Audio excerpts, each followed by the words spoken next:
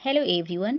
इस वीडियो में हम लोग बिहार बीएड जो कि 2023 में बिहार में बीएड के एडमिशन के लिए जो आप लोगों का एंट्रेंस एग्ज़ाम होने वाला है उसके लिए कुछ प्रीवियस ईयर के एमसीक्यू को आज के वीडियो के माध्यम से हम लोग डिस्कस करेंगे। तो चलिए आज की क्लास को हम स्टार्ट करते हैं।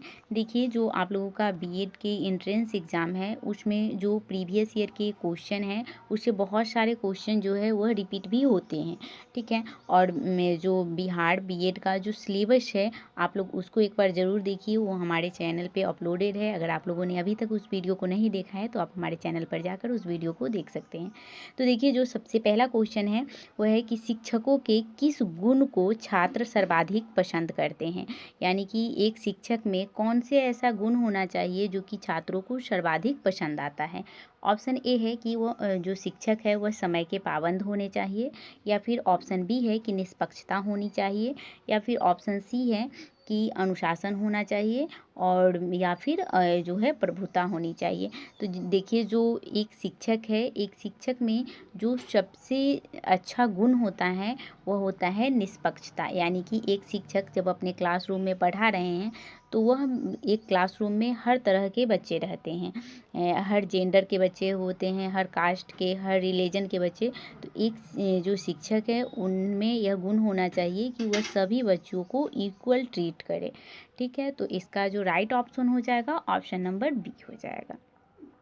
उसके बाद नेक्स्ट क्वेश्चन को देखिए, यहाँ को पूछा जा रहा है कि सीखना किस पर निर्भर करता है। यानी कि जब हम किसी चीज़ को लर्न करते हैं तो वह किस चीज़ पे निर्भर करता है। ऑप्शन ए है कि उस बच्चे की प्रतिभा पर निर्भर करता है, या फिर उसके माता पिता की मनोवृत्ति कैसी है इस पर निर्भर करता है। ऑप्शन सी है कि सहकर्मी की मनोवृत्ति पर निर्भर करती है, यानी जो उसके फ्रेंड सर्कल है उस पर निर्भर करता है, या फिर ऑप्शन लास्ट है कि इनमें से कोई नहीं।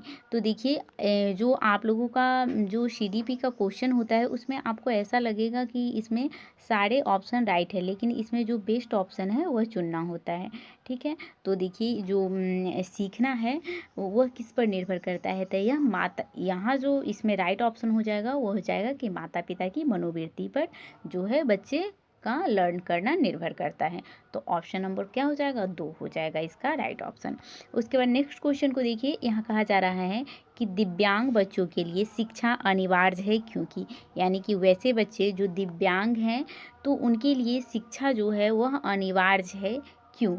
ऑप्शन ए है कि वे असुरक्षित हैं इसीलिए उनके लिए शिक्षा जो है वह अनिवार्य है, या फिर ऑप्शन दूसरा है कि उनको शिक्षा की विशेष आवश्यकता है। यानी कि जो दिव्यांग बच्चे हैं उनके लिए शिक्षा की विशेष आवश्यकता है, या फिर ऑप्शन तीसरा है कि यह उनका मौलिक और संवैधानिक अधिकार है। ऑप्शन चौथा है कि वे गरीब होते हैं। तो देखिए, जो एक दिव्यांग बच्चे हैं उनके लिए जो शिक्षा है वह क्या है कि ऐसा नहीं है कि वे असुरक्षित हैं इसलिए उनके लिए शिक्षा आवश्यक है, या फिर उनको शिक्षा की विशेष आवश्यकता है, ऐसा भी नहीं है। तो ये दोनों ऑप्शन नहीं होगा। इसका जो राइट ऑप्शन हो जाएगा वो हो जाएगा कि ये जो शिक्षा है उनका मौलिक और संवैधानिक अधिकार है, इसलिए दिव्यांग हो चाहे नॉर्मल चाइल्ड हो, इन दोनों के लिए जो है वह शिक्षा अनिवार्य है। उसके बाद चलिए नेक्स्ट क्वेश्चन को देखते हैं। देखिए नेक्स्ट क्वेश्चन को, इस क्वेश्चन में कहा जा रहा है कि किस विधि से जो है वह एक स्टूडेंट सबसे अधिक ज़्यादा लर्न करते हैं। यानी कि जब बच्चों को देखकर पढ़ने के लिए बोला जाता है तो ऐसे सिचुएशन में बच्चे ज़्यादा लर्न करते हैं, या फिर वे किसी चीज़ को पढ़कर ज़्यादा समझते हैं, या फिर ऑप्शन सी है कि वे सुनकर ज़्यादा सीखते हैं कोई चीज़, या फिर जब उन्हें खुद से करने का मौका दिया जाता है यानी कि स्वयं करके वह चीज़ों को ज़्यादा सीखते हैं। तो देखिए, जो कोई भी स्टूडेंट है तो अगर उनको किसी काम को करने के लिए बोला गया तो उससे वह ज़्यादा लर्न करते हैं, बशर्ते कि देखकर, पढ़कर और सुनकर, इन तीनों से ज़्यादा वो लर्न करेंगे स्वयं करके, ठीक है। तो इसका जो राइट ऑप्शन हो जाएगा ऑप्शन नंबर हो जाएगा चौथा। उसके बाद नेक्स्ट क्वेश्चन को देखिए, इसमें कहा जा रहा है कि ब्रेल किस पर आधारित है, यानी कि जो ब्रेल लिपि है वह किस पे आधारित है। तो देखिए ब्रेल लिपि जो है वह ब्लाइंड के लिए बना है। तो ऑप्शन ए है कि यह बिंदियों पर आधारित है, रेखाओं पर आधारित है, या फिर उभार पर आधारित है, या फिर इनमें से कोई नहीं। तो जो ब्रेल लिपि होता है वह उभार पे आधारित होता है। तो इसका राइट ऑप्शन हो जाएगा ऑप्शन नंबर तीसरा। उसके बाद नेक्स्ट क्वेश्चन को देखिए, यह जो आप लोगों का 5 क्वेश्चन था, यह आप लोगों का जो टीचिंग एंड लर्निंग है उससे था। अब हम कुछ जीएस के क्वेश्चन को डिस्कस करेंगे, और जीएस से आप लोगों के टोटल जो है वह 40 मार्क्स के क्वेश्चन पूछे जाते हैं। तो जीएस का जो वेटेज है वह सबसे ज़्यादा होता है। वहीं पे जो टीचिंग एंड लर्निंग है उससे आप लोगों को 25 मार्क्स के क्वेश्चन पूछे जाएंगे। ठीक है, तो देखिए जो जीएस का क्वेश्चन है, तो इसमें देखिए यहाँ पूछा जा रहा है कि विश्व आर्द्र भूमि दिवस किस दिन को मनाते हैं। 2 फरवरी, 2 मार्च, 22 मार्च, या फिर 22 मई। तो देखिए विश्व आर्द्र भूमि दिवस जो होता है वह 2 फरवरी को मनाया जाता है। तो ऑप्शन नंबर क्या हो जाएगा, ऑप्शन नंबर इसका पहला हो जाएगा। देखिए आप लोगों को जितने भी दिवस हैं, ठीक है, जितने भी डे हैं, आप लोगों को जितना भी दिवस है आप लोगों को याद कर लेना है। ठीक है, तो यहाँ से आप लोगों को दिवस से भी 1-2 क्वेश्चन देखने को मिलता है। ठीक है, उसके बाद नेक्स्ट क्वेश्चन को देखिए, यहाँ कहा जा रहा है कि जो म्यांमार है उसकी राजधानी कहाँ है। ऑप्शन ए है रंगून, यंगून, बर्मा। तो देखिए यहाँ पे एक ऑप्शन छूट गया है, जो म्यांमार है, यहाँ पे टाइपिंग एरर है। तो चलिए हम इसको बता देते हैं। जो म्यांमार है उसकी जो राजधानी है वह नैपडू है। ठीक है, नैपडू। ठीक है, तो आप लोग इसको याद कर लीजिएगा। और जितना भी देश है, कम से कम जो भारत के पड़ोसी देश हैं, तो उन सारे देशों की राजधानी आप याद कर लीजिए, वहाँ से भी आपको एक क्वेश्चन देखने को मिलेगा। उसके बाद नेक्स्ट क्वेश्चन को देखिए, इसमें कहा जा रहा है कि भारत का राष्ट्रीय जलीय जंतु कौन है। ऑप्शन ए है मगरमच्छ, दूसरा है गंगा डॉल्फिन, तीसरा है घड़ियाल, और मुलायम कवच वाला कछुआ।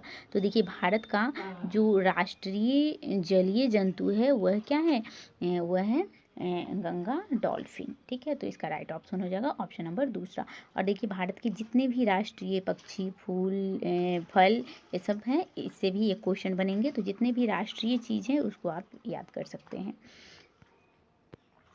उसके बाद नेक्स्ट क्वेश्चन को देखिए, यहाँ कहा जा रहा है कि सर्व शिक्षा अभियान में डैश आयु के बच्चों को शामिल किया जाता है। ऑप्शन ए है कि 0 से 14 वर्ष के बच्चों को, ऑप्शन बी है कि 6 से 14 वर्ष के बच्चों को, ऑप्शन सी है कि 3 से 18 वर्ष के बच्चों को, या फिर ऑप्शन डी है कि 6 से 18 वर्ष के बच्चों को। तो देखिए जो सर्व शिक्षा अभियान है उसमें 6 से 14 वर्ष के बच्चों को जो है वह शामिल किया जाता है। तो इस तरह से इसका राइट ऑप्शन हो जाएगा ऑप्शन नंबर दूसरा। उसके बाद नेक्स्ट क्वेश्चन को देखिए, इस क्वेश्चन में कहा जा रहा है कि किस राज्य के साथ सबसे लंबा समुद्र तट है, यानी कि इसमें से कौन सा ऐसा राज्य है जिसका जो है वो समुद्र तट जो है वो सबसे ज़्यादा लंबा है। ऑप्शन ए है गुजरात, ऑप्शन बी है उड़ीसा, ऑप्शन सी है केरल, और ऑप्शन डी है कि आंध्र प्रदेश। तो देखिए जो सबसे लंबा समुद्र तट है वह गुजरात का है। तो इस तरह से इसका ऑप्शन हो जाएगा ऑप्शन नंबर पहला।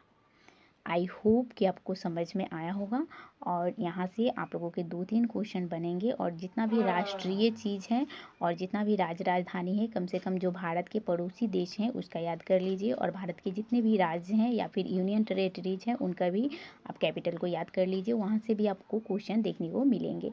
ठीक है, और टीचिंग का जो आप लोगों का यूनिट है जहाँ से आप लोगों को 50 मार्क्स के क्वेश्चन पूछे जाएंगे, तो हम अपने चैनल पर कराएंगे। तो आप हमारे चैनल को सब्सक्राइब कर लीजिए। ठीक है, और हम मिलते हैं नेक्स्ट वीडियो में। तब तक के लिए थैंक यू वेरी मच।